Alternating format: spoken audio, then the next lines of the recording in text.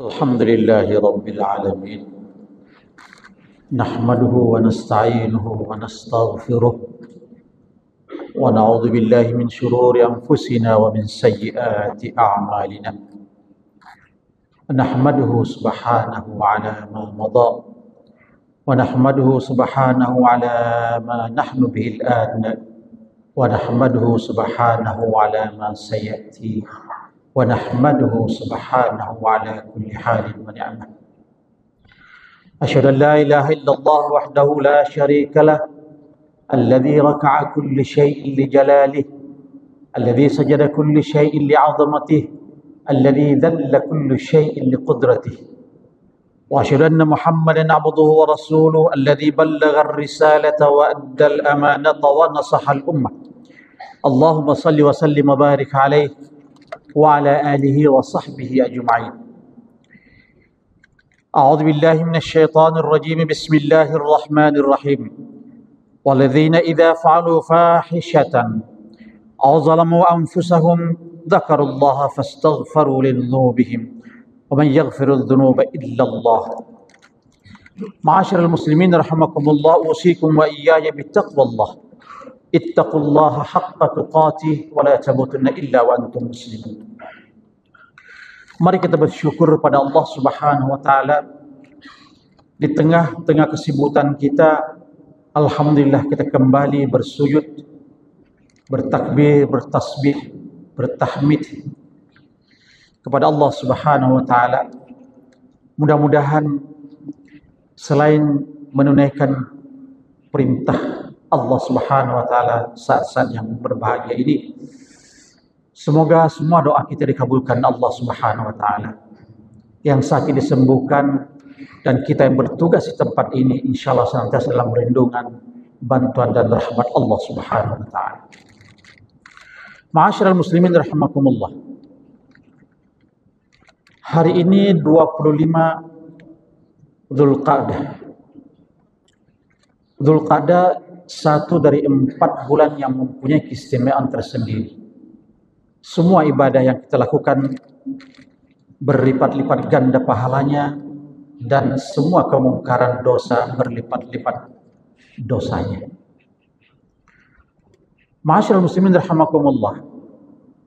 Dalam hitungan 50 kurang lebih 50 hari ke depan, mari kita manfaatkan waktu ini dengan sebaik-baiknya. Karena waktu ini tidak selalu datang. Kesempatan yang baik untuk kita manfaatkan. Kalau bisa usahakan semaksimal mungkin setiap malam setelah jam 2 subuh bangun, curhat, memohon, beristighfar pada Allah Subhanahu wa taala. Kesempatan yang luar biasa. Karena kita harus sadari bahwa hidup ini tidak ada yang luput dari kesalahan. Rasulullah menegaskan manusia itu mahalul khata'i wan nisyan. Kita ada tempat yang mudah lupa dan mudah berbuat kesalahan. Maka kita harus sadari betul bahwa kita ini tidak luput dari masa lalu yang penuh dengan dosa.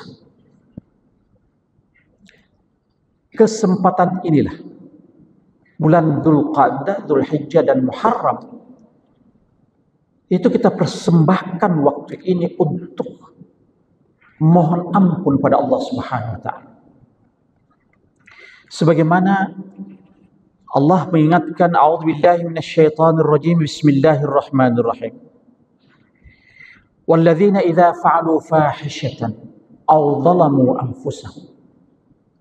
Orang-orang yang terlanjur telah berbuat fahisyah, kenakalan, dosa, kemungkaran, atau mereka yang menyanyiakan waktu sehingga merugikan diri sendiri. Mereka itu ingat kepada Allah Subhanahu wa taala. Wastaghfiru, memohon ampun.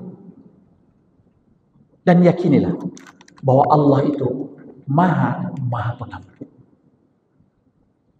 Sayang sekali banyak orang yang belum menyadari bahwa waktu itu akan berlalu. Sebagaimana Rasulullah SAW mengatakan,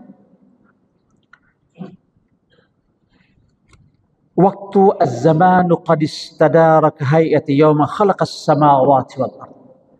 Zaman itu terus berjalan dan berputar. As-sanatu 12 syahran. 1 tahun itu dibagi 12 bulan. Minha arba'atun hurum. Dari 12 bulan itu ada 4 bulan yang mempunyai keistimewaan tersendiri. Thalathatu mutawaliyat, ada 3 bulan yang berturut-turut, Dzulqa'dah, Dzulhijjah, Muharram, dan ada 1 Rajab, berpisah dengan yang 3.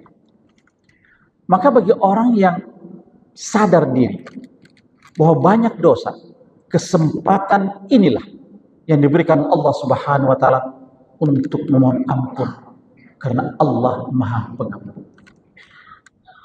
Ma'asyiral muslimin rahimakumullah.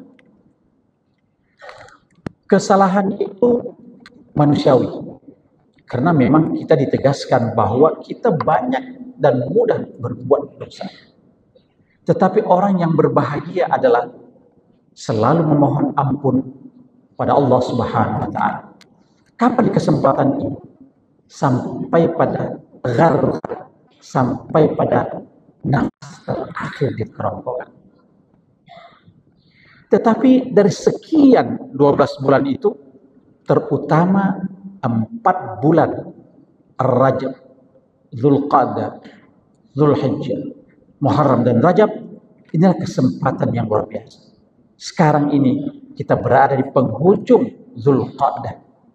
Bersabarlah, usahakan semaksimal mungkin memadati waktu-waktu ini dengan ibadah-ibadah yang luar biasa.